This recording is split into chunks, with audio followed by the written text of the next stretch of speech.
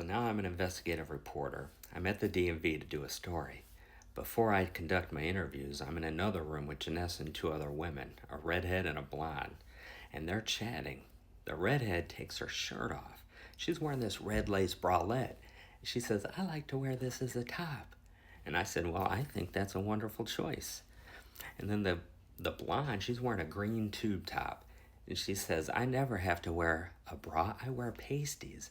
And I'm like, well, that is just fucking cruel. And Janessa, she's got this green sequin ball gown on that ties in the back. And she says, "I never have to wear a bra at all. My boobs stay perfect just the way they are." And she starts bouncing them like this. And I go, "That is awesome." I said, "I would love to stay and chat, ladies, but I got an investigative report to do."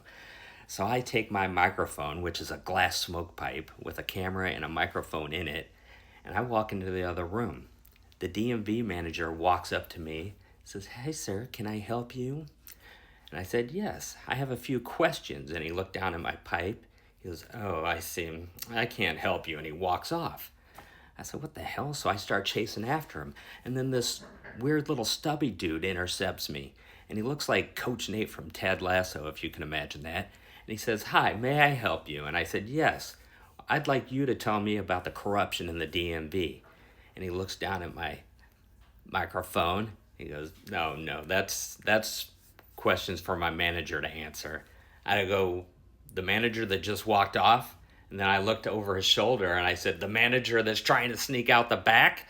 And this fucking guy had a trench coat on and a hat down over his face, and he's tiptoeing out of the building.